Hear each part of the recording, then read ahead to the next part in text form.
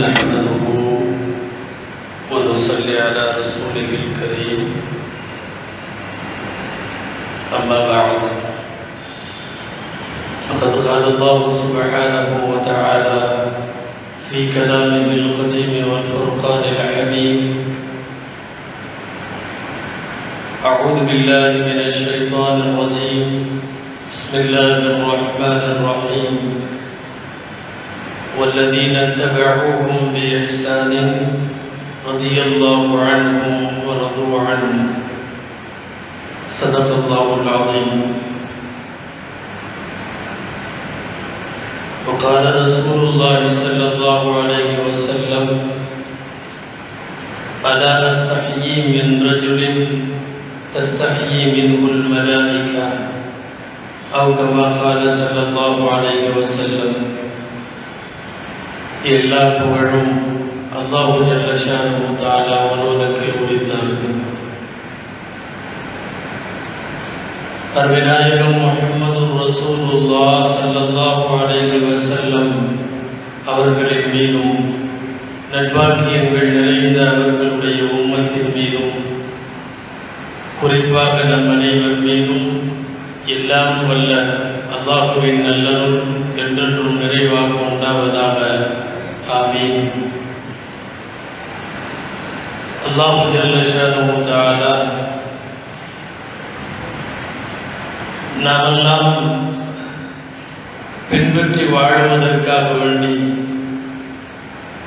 அல்லாஹ்வுடைய வேதம் கிதாபுல்லாவை அல்லாஹ் கொடுத்தான். அல்லாஹ்வின் வேதத்தை பின்பற்றி வாழ வேண்டும். கிதாபுல்லாவை கொடுத்தது போலவே அல்லாஹ் சில நல்லடியார்களையும் கொடுத்தான். அது அவர்களையும் பின்பற்றி வாழ்வதற்காக. அரபியில் கிதாபுல்லா ரிஜாலுல்லா என்று சொல்லுவார்கள். கிதாபுல்லாவை பின்பற்ற வேண்டும். அதுபோல் ரிஜாலுல்லா என்றால் அல்லாஹுவின் உவப்பை பெற்ற அவன் பொருத்தத்தை பெற்ற நல்லடியார்களையும் பின்பற்றி வாழ வேண்டும். உலகத்திற்கே வழிகாட்டியாக இருக்கிற நபிகள் நாயகம் ஸல்லல்லாஹு அலைஹி வஸல்லம் அவர்களை பார்த்து அல்லாஹ் ஃபபிஹுதாஹு முக்ததி, முன்னோர்களான நபிமார்களின் வரலாறுகளை சொல்லி நபியே அவர்களை பின்பற்றுங்கள் என்று சொல்லுகிறார். ஃபபிஹுதாஹு முக்ததி, அவர்களின் வழியை நீங்கள் பின்பற்றுங்கள் என்று அல்லாஹ் சொல்லுகிறார். எனவே எல்லா காலத்திலேயும் நாம் பின்பற்றி வாழுவதற்கென்று நல்லடியார்கள் பூமியிலே இருக்கிறார்கள். நபிமார்களாய் சஹாபாக்களாய் நல்லோர்களாய் இறையன்பை பெற்ற நல்லடியார்களை எப்போதும் பின்பற்றி வாழ வேண்டும் என்கிற ஒரு அடிப்படை நமக்கு கற்றுத்தரப்படுகிறது. அந்த வகையில் நபிமார்களுக்கு பின்னால் இந்த மண்ணில் நாம் பார்த்து பின்பற்றி வாழுவதற்குள்ள முழு தகுதியை பெற்றவர்கள் சஹாபாக்கள். திருக்குர்ஆனில் ரலியல்லாஹு அன்ஹும் அல்லாஹ் அவர்களை பொருந்திக் கொண்டான் என்று நற்சான்றிதழ் தரப்பட்ட பெருமக்கள். எல்லா சஹாபாக்களுமே பின்பற்றப்படுவதற்கு தகுதியானவர்கள் என்றாலும் ஒவ்வொரு சஹாபிக்கும் ஒவ்வொரு தனித்தன்மை உண்டு. வீரத்தில் ஒரு சஹாபி, கொடையில ஒரு சஹாபி, அமானிதத்தில் ஒரு சஹாபி, சகிப்புத்தன்மையில் ஒரு சஹாபி, நிறைய சஹாபிகள் ஒவ்வொரு துறை சார்ந்து நமக்கு முன்மாதிரிகளாய் மாடல்களாய் நமக்கு திகழ்கிறார்கள். சில பேரிடம் நிறைய தன்மைகள் ஒன்றாய் குவிந்திருக்கும். அப்படிப்பட்ட தன்மைகளை பெற்றவர்கள் சஹாபாக்களில் மூத்த பெருமக்களாக இருக்கிற குலபாய அர்பஆ என்கிற 4 சஹாபிகள். நாமெல்லாம் அடிக்கடி உதவிகளில் உச்சரிக்கிற அபூபக்கர் ரலியல்லாஹு அன்ஹு, உமர் ரலியல்லாஹு அன்ஹு, உஸ்மான் ரலியல்லாஹு அன்ஹு, அலி ரலியல்லாஹு அன்ஹு, இவர்களெல்லாம் பன்முக ஆளுமை பெற்றவர்கள். பல்வேறு வகைகளிலும் இந்த உம்மத்திற்கு முன்மாதிரியான வாழ்க்கையை வாழ்ந்து சென்றவர்கள் அவர்கள். அந்த அடிப்படையில் நாம் இந்த துல்ஹஜ் மாதத்தினுடைய 3வது இந்த ஜும்மாவில், அடுத்து வரும் ஜும்மாவில், இந்த 2 வாரங்களிலும் மிகப்பெரிய 2 ஆளுமைகளை இந்த உம்மத்து இழந்தது. அவர்கள் படுகொலை செய்யப்பட்டார்கள். இந்த வாரம் ஹஜ்ரத் உஸ்மான் ரலியல்லாஹு அன்ஹு அவர்கள் படுகொலை செய்யப்பட்ட நினைவு. அடுத்த வாரம் அதே போல் பிற 25 துல்ஹஜ்ஜில் ஹஜ்ரத் உமர் ரலியல்லாஹு தஆலா அன்ஹு அவர்கள் எதிரிகளால் கொல்லப்பட்டார்கள். 2 பெரிய ஆளுமைகளை இதே துல்ஹஜ்ஜிலே தான் நாம் இழக்கிறோம். எனவே அந்த மேன்மக்கள் நமக்கு எல்லா வகையிலும் வாழ்க்கைக்கு முன்மாதிரி என்ற அடிப்படையில் அவர்கள் வாழ்வின் சில வரிகளை, சில பக்கங்களை, நமக்கு தேவையானவற்றை நாம் யோசித்து பார்க்கிறோம். ஹஜ்ரத் உஸ்மான் ரலியல்லாஹு தஆலா குடும்ப வாழ்க்கையில் நமக்கான முன்மாதிரி, குர்ஆனுக்கும் அவர்களுக்குமான தொடர்பில் ஒரு மிகப்பெரிய முன்மாதிரி, கொடைத்தன்மையில் இந்த உலகத்தின் மிகப்பெரிய ரோல் மாடல், வெட்கம் என்கிற உயர்ந்த அணிகலனை தாங்கி நிற்பதில் உஸ்மான் ரலியல்லாஹு அன்ஹு பழமொழியாகவே ஆக்கப்பட்டார்கள். உஸ்மான் ரலியல்லாஹு தஆலா அன்ஹுவினுடைய வெட்கம் காலமெல்லாம் அரபுலகத்தில் பழமொழியாய் பேசப்படுகிற அளவிற்கு நிறைந்த வெட்கம். இதையெல்லாம் தாண்டி ஒரு முன்மாதிரியான முஸ்லிம் வியாபாரி என்று பன்முக பங்களிப்பில் இந்த உம்மத்திற்கு தேவையான பல்வேறு செய்திகளை மாதிரியாய் தாங்கி நின்ற அற்புதமான வடிவம். நபிகள் ஸல்லல்லாஹு அலைஹி வஸல்லத்தின் 2 பெண்மக்களை திருமணம் செய்ததால் ஸுன்னூரைன், 2 ஒளிகளை உடையவர்கள் என்று பெயர். அபிசீனியாவை நோக்கியும் மதீனாவை நோக்கியும் 2 ஹிஜ்ரத்திலும் குடும்பத்தோடு பங்கெடுத்துக் கொண்டதால் சாஹிபுல் ஹிஜ்ரத்தை 2 ஹிஜ்ரத்திற்கு சொந்தக்காரர்கள் என்று பெயர். முதலாய் வானிலிருந்து வல்லோனிடமிருந்து வகி வந்த போது அந்த வகியை வாங்கி முதலாய் தங்களின் திருக்கரத்தால் எழுதுகிற பேறு பெற்ற பெருமக்களில் ஹஜ்ரத் உஸ்மான் ரலியல்லாஹு அன்ஹு முதலிடத்திலே இருக்கிறார்கள். இப்படி நபிமொழிகளில் ஏராளமாய் ஒரு மனிதரின் எல்லா நன்மைகளை பற்றியும் அலசப்படுகிறது என்றால் நமக்கு நாம் பார்த்து வாழ்வதற்கான நிறைய கூறுகளை உள்ளடக்கிய உஸ்மான் ரலியல்லாஹு தஆலா. மா ஷரித்துல் ஹம்ர வலா ஸலைத்து மின் ஜாஹிலியத்தி வ பஅதஹா, நான் அறியாமை காலத்திலே கூட மது குடித்ததில்லை, ஊரே குடித்த போது நான் குடிக்கவில்லை என்கிறார்கள் உஸ்மான் ரலியல்லாஹு அன்ஹு. சட்ட ரீதியாக விபச்சாரம் அனுமதிக்கப்பட்டிருந்த ஒரு சமூக அந்தஸ்தாக விபச்சாரம் கருதப்பட்ட காலத்திலே கூட நான் விபச்சாரம் செய்ததில்லை என்கிறார்கள் ஹஜ்ரத் உஸ்மான் ரலியல்லாஹு தஆலா அவர்கள். பார்த்து வாழுவதற்கு நிறைய செய்திகள் இப்படிப்பட்ட இந்த உம்மத்தின் சில தனிநபர்களிடத்திலே இருக்கிறது. இஸ்லாத்திலே சேர்ந்த காலத்திலே இருந்து சேருகிற போது அவர்களுக்கு வயது 30. 82 வயதில் அவர்கள் படுகொலை செய்யப்படுகிறார்கள் என்றால் சுமார் 52 ஆண்டு காலங்கள். அவர்கள் சொல்லுகிறார்கள், வலா மஸஸ்து தகரி பியமீனி முன்து அன் அஸ்லம்து, நான் இஸ்லாத்திலே சேர்ந்த காலத்திலே இருந்து வலது கையால் என் மர்ம உறுப்பை நான் தொட்டதில்லை. வெட்கத்தினுடைய உச்சகட்டம் என்று நாம் போற்றி பாராட்டுவதற்கு, இந்த புகழுரைகளுக்கு அவர்கள் தகுதியாக இருப்பதற்கு இதுவெல்லாம் காரணம். நபிகள் ஸல்லல்லாஹு அலைஹி வஸல்லம் அப்படி செய்வதில்லை என்று அவர்கள் கேள்விப்பட்ட நாளிலே இருந்து வஃபாத்தாகிற நாள் வரை ரசூல் ஸல்லல்லாஹு அலைஹி வஸல்லம் அவர்கள் உஸ்மான் ரலியல்லாஹு அன்ஹுவை பார்த்து வெட்கப்படுவார்கள் என்று இருக்கிறது. அவர்கள் வந்தால் கொஞ்சம் அப்படி இப்படி ஆயாசமாய் உட்கார்ந்திருந்தால் கூட ஆடைகளை எல்லாம் சரி செய்து இழுத்துக் கொள்வார்கள் என்று வருகிறது. இது குறித்து காரணம் வினவப்பட்ட போது ஸல்லல்லாஹு அலைஹி வஸல்லம் சொன்னார்கள், கைஃபலா அஸ்தஹி மின் ரஜுலின் தஸ்தஹி மின்ஹுல் மலாயிகா, மலக்குகளே பார்த்து வெட்கப்படுகிற ஒரு நபரிடமிருந்து நான் எப்படி வெட்கப்படாமல் இருப்பேன் என்பார்கள் நபி ஸல்லல்லாஹு அலைஹி வஸல்லம். உடுத்தும் உடையிலே இருந்து பகிரங்கத்திலும் ரகசியத்திலும் எல்லா இடத்திலேயும் உயர்ந்த இறைவனுக்கு முன்னாலே இருக்க வேண்டிய வெட்கம் ஹஜ்ரத் உஸ்மான் ரலியல்லாஹு அன்ஹுவிடம் இருந்தது. இன்றைக்கும் நாம் ஓதிக்கொண்டிருக்கக்கூடிய திருக்குர்ஆனுடைய முன்பின் பக்கங்களில் நீங்கள் ஒரு சின்ன வார்த்தை பார்க்கலாம், ரஸ்ம உஸ்மானி என்று போடப்பட்டிருக்கும். உஸ்மான் ரலியல்லாஹு அன்ஹுடைய காலத்தில் முழு தொகுப்பாய் தொகுக்கப்பட்டு உலகத்தினுடைய 8 திக்கிலும் அனுப்பப்பட்டு இன்றளவும் நம்முடைய கையிலே நிலைத்திருக்கிற மாறாத குர்ஆனுக்கு வித்திட்டவர்கள் ஹஜ்ரத் உஸ்மான் ரலியல்லாஹு தஆலா அன்ஹு. இந்த உம்மத்திற்கு உஸ்மான் ரலியல்லாஹு அன்ஹுவின் கொடை உயரிய கொடை என்று சொன்னால் அது மிக இல்லை. வெறுமனே சிறு கூரையாக இருந்த மஸ்ஜிதுல் நபவி போன்ற பள்ளிவாசல்களை, மஸ்ஜிதுல் ஹராம் போன்றவைகளை, ஹரம்களை ஒரு பிரம்மாண்ட வடிவத்திலே பெருகி வரும் இஸ்லாமிய மக்கள் தொகையினுடைய எண்ணிக்கைக்கு ஏற்ப அதை விரிவுபடுத்தி இந்த உம்மத்திற்கு அர்ப்பணித்த பெருமை ஹஜ்ரத் உஸ்மான் ரலியல்லாஹு தஆலா அன்ஹு அவர்களை சார். வாழ்க்கையில் போனதற்கு பிறகும் கூட பேர் சொல்லுகிற தடயங்களை விட்டுவிட்டு போக வேண்டும். யாராக இருந்தாலும் நாம் முன்னோடிகளாய் வாழ்க்கையிலே பார்க்கிற இந்த குலபாக்கள் எல்லாம் மிகப்பெரிய முன்னோடிகள். அவர்கள் விட்டுவிட்டு போன தடயங்களின் வழியேதான் 14 நூற்றாண்டுகளாக இந்த உம்மத்து பயணிக்கிறது என்று சொன்னால் அது மிக இல்லை. கோடிக்கணக்கான ஆஜிகள் போய் கால் பதித்து இறங்கி செல்லுகிற ஜித்தா உஸ்மான் ரலியல்லாஹு அன்ஹு இந்த உம்மத்திற்கு அர்ப்பணித்தது.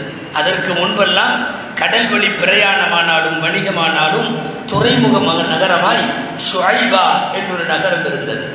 அப்போதுதான் 3வது கலீஃபாவாய் அமீருல் முஃமினீனாக இருக்கிற உஸ்மான் ரலியல்லாஹு அன்ஹுவிடம் சொன்னார்கள், ஷுஐபாவிலே இருந்து பயணமும் சரி வணிகமும் சரி எல்லா விதத்திலும் அத்துறைமுக நகரம் இடையூறாக இருக்கிறது. நமக்கு பக்கத்திலே கடல் சார்ந்து இருக்கிற ஒரு பகுதி இருக்கிறது ஜித்தா. அந்த ஜித்தாவை நீங்கள் துறைமுகமாய் ஆக்கித்தர வேண்டும் என்று கேட்டுக்கொண்ட போது முதலாய் இன்றைக்கு நாம் போய் இறங்குகிற உம்ரா ஹஜ்ஜுக்கு செல்பவர்கள் இறங்குகிற ஜித்தாவிலே கால் பதித்து துவா செய்து அதை துறைமுகமாய் இந்த உம்மத்திற்கு அர்ப்பணித்து தந்த உஸ்மான் ரலியல்லாஹு அன்ஹுடைய பெயரை சொல்லுகிற பல 100 சாதனைகளில் அந்த துறைமுகமும் இன்றைக்கு வரைக்கும் ஒன்று. நிறைய சொல்லலாம். கட்டிய மனைவி உடல்நலம் சரியில்லாத போது பக்கத்தில் இருந்து ஒரு கணவன் பராமரிக்க வேண்டும் என்கிற இந்த உயர்ந்த மனிதாபிமானத்திற்கும் உஸ்மான் ரலியல்லாஹு அன்ஹுதான் மிகச்சிறந்த ரோல் மாடல். பத்ரு போரிலே பங்கேற்பதை தவிர்த்துவிட்டு கூட தங்களுடைய மனைவிகளை பக்கத்திலே இருந்து பரிவோடு அவர்கள் நோயுற்ற போது அவர்கள் பார்த்து கொண்டார்கள் என்பது இன்றைக்கு வரையும் மனைவி நோய்வாய்ப்பட்ட உடனே தாய் வீட்டுக்கு அனுப்பிவிடுகிற அல்லது பக்கத்தில் வைத்து பார்க்காமல் உதாசீனப்படுத்துகின்ற எல்லா கணவன்மார்களுக்கும் உஸ்மான் ரலியல்லாஹு அன்ஹு வாழ்ந்து மறைந்த பின்னும் இன்றைக்கு வரை வகுப்படுத்திக் கொண்டிருக்கிறார்கள். உஸ்மான் ரலியல்லாஹு அன்ஹுவுடைய கொடைத்தன்மை இந்த உம்மத்து நினைத்து பார்க்க வேண்டும். ஒரு ஜும்மாவில் எல்லாம் சொல்ல முடியாத மிக நீண்ட வரலாறுகளுக்கு உட்பட்டது அவர்களுடைய கொடை.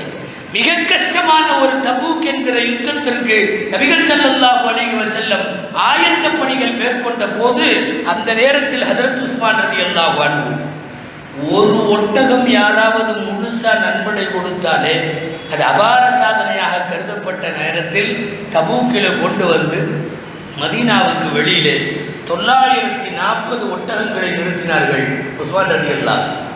940 ஒட்டகம் என்றால் இன்றைய தேதியில் கோடிகளில் சொல்ல வேண்டும். 60 குதிரைகள் கூட நின்றிருந்தது. தங்க காசுகளை கொண்டு வந்து பெருமான் ஸல்லல்லாஹு அலைஹி வஸல்லம் மடியில கொட்டினார்கள். ஹதீஸில் இப்படியும் வருகிறது, மகர் உஸ்மானு அந்த தங்க காசுகளை மடியிலே வைத்துக் கொண்டு தீனார்களை கையில எடுத்து அப்படியே உதறி விட்டு கொண்டு அந்த சில்லறை காசுகளை எடுத்து வாரி கொட்டியவாறு உஸ்மானுக்கு இனி எந்த தீக்கும் ஏற்படாது என்று நபி ஸல்லல்லாஹு அலைஹி வஸல்லம் அவர்கள் கொட்டி கொடுத்த தங்க காசுகளை சிறந்த தர்மமாய் கபூல் செய்து கொண்ட போது நபி ஸல்லல்லாஹு அலைஹி வஸல்லம் வாயிலே உதிர்த்த வார்த்தைகளை பார்க்கிறோம். மதீனத்து முஸ்லிம்களுக்கு தண்ணீர் பற்றாக்குறை ஏற்பட்ட போது வேறுருமா என்ற ஒரு கிணற்றை வாங்கி மிகப்பெரிய விலை கொடுத்து வாங்கி அவர்கள் முஸ்லிம்களுக்கு அர்ப்பணித்த கிணறினுடைய மிச்ச மீதிகள் இன்றைக்கு வரையும் மதீனத்து மண்ணிலே இருந்து கொண்டிருக்கிறது. நிறைய சொல்லலாம். ஹஜ்ரத் உஸ்மான் ரலியல்லாஹு தஆலா அன்ஹு வாழ்க்கையின் வழிநெடுகிலும் ஒரு இக்கட்டான காலகட்டத்தில் இஸ்லாத்திற்கு எப்படியெல்லாம் பணியாற்ற வேண்டும் என்பதற்கு அற்புதமான சிறந்த முன்மாதிரி. அரீஸ் என்ற ஒரு கிணறு, அரீஸ் என்ற ஒரு கிணறு. நபிகள் ஸல்லல்லாஹு அலைஹி வஸல்லம் நீர் அருந்த சமயங்களில் அந்த கிணறிலே போய் குபாவுக்கு பக்கத்தில் இருக்கிறது அந்த கிணறு. இன்றைக்கும் கூட சில ஆதிகள் அங்கே சென்று போய் பார்ப்பது உண்டு. ஒரு சுற்றுலாவாய் மிகச்சிறிய கிணறு, அரீஸ் கிணறு. 3 பேர் அல்லது 4 பேர் நின்று விட்டால் கிணறு மேடை நெருக்கடியாகிவிடும். அவ்வளவுதான். அவ்வளவு சின்ன வாய், உள்ளே செல்ல செல்ல அகலம். அந்த வேறு அரீசிலே ஸல்லல்லாஹு அலைஹி வஸல்லம் அமர்ந்திருக்கிற போதுதான் சஹாபாக்கள் ஒவ்வொருவராய் வந்தார்கள். ஒவ்வொருவர் வருகிற போதும் அவரவர்களை பற்றி பெருமைக்குரிய சில வார்த்தைகளை சொல்லி சொல்லி வர சொல்லுங்கள். அப்படிப்பட்டவரை வர சொல்லுங்கள், அப்படிப்பட்டவரை வர சொல்லுங்கள் என்று சொல்லிக்கொண்டே வந்த போதுதான் வாயிற்காவலராய் அப்போதைக்கு நின்றிருந்த அபூ மூஸா அஷ்அரி ரலியல்லாஹு அன்ஹு கிணற்றின் விளிம்பிலே உட்கார்ந்திருந்த ரசூலுல்லாஹ்விடம் சொன்னார்கள், உஸ்மான் ரலியல்லாஹு அன்ஹு வருகிறார்கள். சொன்னார்கள் ஸல்லல்லாஹு அலைஹி வஸல்லம், வர சொல்லுங்கள் என்று சொல்லிவிட்டு, அவருக்கு சொர்க்கம் கிடைக்கும், இந்த வாழ்க்கையிலே சில சோதனைகளை அவர் சந்திக்க நேரிடும் என்று சொன்னார்கள் ஸல்லல்லாஹு அலைஹி வஸல்லம். அலா பல்வா துஸீபுஹு, அவருக்கு சில பெரிய சோதனைகள் ஏற்படும் என்றார்கள் நபி ஸல்லல்லாஹு அலைஹி வஸல்லம். கூப்பிட வந்த அபூ மூஸா அஷ்அரி ரலியல்லாஹு அன்ஹு அப்படியே சொன்னார்கள், நாயகம் உங்களை வர சொன்னார்கள். அப்போது இப்படி ஒரு வாக்கியம் சொன்னார்கள், வாழ்க்கையில் பெரும் சோதனைகள் சிலவற்றை நீங்கள் சந்திக்க வேண்டியது வருமாம், அல்ஹம்துலில்லாஹ் என்று சொல்லிவிட்டு போனார்கள் உஸ்மான் ரலியல்லாஹு அன்ஹு. ரசூலுல்லாஹ்வோடு இந்த கிணற்றின் பக்கத்தில் இருந்த இதே உஸ்மான் ரலியல்லாஹு அன்ஹு சற்றேறக்குறைய 18 வருஷத்திற்கு பின்னால் அவர்கள் கலீஃபாவாக இருக்கிற போது அதே கிணற்றுக்கு வந்து ரசூலுல்லாஹ் அமர்ந்த அதே இடத்தில் அமர்ந்தார்கள். நபிகள் ஸல்லல்லாஹு அலைஹி வஸல்லம் தொழுத இடமெல்லாம் தொழுது, அமர்ந்த இடமெல்லாம் அமர்ந்து பெருமானார் ஸல்லல்லாஹு அலைஹி வஸல்லத்தினுடைய வாழ்க்கையின் ஒவ்வொரு அடியையும் அணுவையும் தேடி தேடி பின்பற்றிய சஹாபாக்கள் வந்து அமர்ந்தார்கள். உஸ்மான் ரலியல்லாஹு அன்ஹு அவர்கள் எதேச்சையாய் ரசூலுல்லாஹ் போட்டிருந்த ஒரு மோதிரம் வடிவடியாய் உஸ்மான் ரலியல்லாஹு அன்ஹுடைய கையில இருந்தது. அது நழுவி கிணற்றிலே விழுந்தது. கொஞ்சம் அதிர்ச்சி உற்றவர்களாய் அந்த மோதிரம் தொலைத்து போவதற்கு பின்னாலே பெரிய முசீபத்துகள் நம்மை சேரலாம் என்ற ஒரு யூகம் அவர்களுக்கு இருந்ததால் ஆட்களை விட்டு கிணறுற்று தண்ணீரை முழுக்க இறைத்து தேடச் சொன்னார்கள். கலீஃபாவின் மோதிரம் அல்லவா விழுந்தது. இரவு பகலாய் தேடினார்கள். தண்ணீரெல்லாம் தீர்ந்து போனதை ஒழிய மோதிரம் கிடைக்கவில்லை. அதனாலேயே வேறு காட்டம் இன்றைக்கு வரையும் அந்த கிணற்றுக்கு கூட மோதிர கிணறு என்ற ஒரு பெயர் கூட, அந்த அரீஸ் என்கிற பெயரை தாண்டி மோதிர கிணறு என்றும் பெயர் உண்டு. அந்த நிகழ்ச்சிக்கு பின்னாலே ஹஜ்ரத் உஸ்மான் ரலியல்லாஹு அன்ஹுவை தொடர்ந்து ஏராளமான செய்திகள் அவர்களினுடைய ஆட்சிக்கு வேட்டு வைக்கவும் உயிரை காலி செய்யவும் திட்டமிடப்பட்டது. இந்த வாரம் ஹிஜ்ரி 18 துல்ஹஜ்ஜில் ஹஜ்ரத் உஸ்மான் ரலியல்லாஹு அன்ஹு படுகொலை செய்யப்பட்டார்கள். துரோகியாக இருந்த அப்துல்லாஹ் இப்னு சபா என்கிற யூத பின்புலம் கொண்ட ஒருவனால் இஸ்லாமிய உலகத்தில் பல்வேறு குழப்பங்களை ஏற்படுத்துவதற்காக வேண்டி ஏவிவிடப்பட்ட அன்றைய எதிராளிகளின் சதியில் அப்துல்லாஹ் இப்னு சபாவோடு ஒரு பெருங்கூட்டம் உஸ்மான் ரலியல்லாஹு அன்ஹுவை ஆட்சியை விட்டு அகற்ற வேண்டும், அவர் மறுக்கிற போது உயிரையும் எடுக்க வேண்டும். ஆனால் பின்னால் இப்படியெல்லாம் வரும் என்று யூகித்து பெருமானார் ஸல்லல்லாஹு அலைஹி வஸல்லம் உயிரோடு இருந்த போதே உஸ்மான் ரலியல்லாஹு அன்ஹுவிடம் ஒரு வார்த்தை சொல்லி இருந்தார்கள், லா தஹ்லா கமீஸக யா உஸ்மான், உஸ்மான் உங்க சட்டையை மட்டும் கழட்டிராதீங்க என்று சொன்னார்கள். சட்டை என்பதற்கு பொறுப்பு, பதவி என்பது பொருள். என்ன நடந்தாலும் உங்கள் ஆட்சியை துறந்து விட வேண்டாம் என்ற ரசூலுல்லாஹ்வின் உத்தரவை ஏற்று கடைசி வரை ஹிலாஃபத்து சட்டையை கழற்றவில்லை. 82 வயதில் அவர்கள் வீட்டை சுற்றி முற்றுகையிட்டவர்கள். நீண்ட வரலாறு சுருக்கமாய் வருவோம். வீட்டுக்குள்ளே புகுந்து அவர்களை படுகொலை செய்தார்கள். திருக்குர்ஆன் ஓதிக்கொண்டிருந்த போது கொலை செய்யப்பட்ட அவர்களினுடைய இரத்தம் திருக்குர்ஆனுடைய சூரத்துல் பக்ராவினுடைய முதல் ஜுசுவினுடைய கடைசி பக்கத்தில் இருக்கிற ஃபஸயக்ஃபீகஹுமுல்லாஹ் என்கிற அந்த எழுத்தின் மீது போய் இரத்தம் துளித்தெரித்தது. அந்த வார்த்தைக்கும் அதுதான் அர்த்தம், இவர்களை அல்லாஹ் பார்த்துக்குவான் என்று அர்த்தம். அந்த இரத்த துளி சரியாக இவர்களை அல்லாஹ் பார்த்துக்குவான்ற இடத்திலே போய் விழுந்தது. தடுக்க போன மனைவி நாயிலாவை நாகூசும் வார்த்தைகளை கொண்டு பேசினார்கள். ஒருவன் கை வைத்தான் நாயிலா அவர்கள் மீது அடிக்க. அல்லாஹ் உன் கையை துண்டிக்கட்டும், காலை துண்டிக்கட்டும், நரகத்திலே உன்னை நுழைவிக்கட்டும் என்று சொன்னார்கள். பின்னொரு நாளில் கூபா நகரில் கையும் காலும் வெட்டப்பட்டு அவன் ரோட்டிலே கிடந்த போது போன பெரியவர் சொன்னார், இது உஸ்மான் ரலியல்லாஹு அன்ஹு மனைவி நாயிலாவுடைய பத்துவா, கையும் வெட்டப்பட்டிருக்கிறது, காலும் வெட்டப்பட்டிருக்கிறது, மூன்றாவதும் நடந்தே தீரும், அவன் நரகம் போவான் என்று போகிற போக்கிலே சொல்லிவிட்டு போனார். உஸ்மான் ரலியல்லாஹு தஆலா அன்ஹு அவர்களுடைய படுகொலை இந்த உம்மத்தினுடைய முதல் ஃபித்னா. அதாவது அரசியல் பதவிகளுக்காக, ஆதாயங்களுக்காக இயக்க சண்டைகளாய், கட்சிகளாய், பல்வேறு பிளவுகளாய் பிரிந்து பிளந்து ஒட்டுமொத்த உம்மத்தை நாசமாக்குகிற சதித்திட்டத்தினுடைய முதல் தலைவாயில் உஸ்மான் ரலியல்லாஹு அன்ஹு படுகொலையிலே துவங்கியது ஏறத்தாழ சர்வதேச அளவில் இன்று வரை நீடிக்கிறது.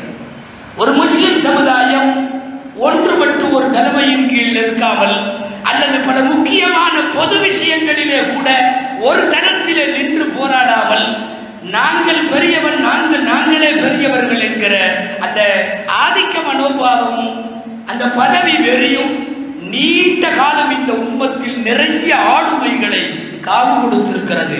அந்த வரிசையிலே முதலில் படுகொலைக்கு இலக்கானவர்கள் ஹஜ்ரத் உஸ்மான் ரலியல்லாஹு தஆலா அன்ஹு.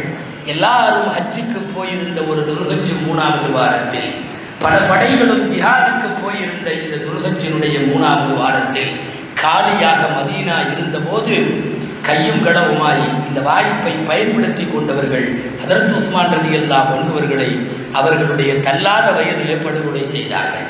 படுகொலைக்கு முன்னால் அவர்களுடைய வீட்டை முற்றுகையிட்டிருந்த நேரத்தில் அந்த மக்களிடத்தில் அவர்கள் ஆட்சிய நீண்ட உரைகள் எல்லாம் ஹதீஸ்களில் பதிவாகி இருக்கிறது. உஸ்மான் ரலியல்லாஹு அன்ஹுவுடைய படுகொலை இந்த உம்மத்திற்கு நிறைய செய்திகளை சொல்லலாம்.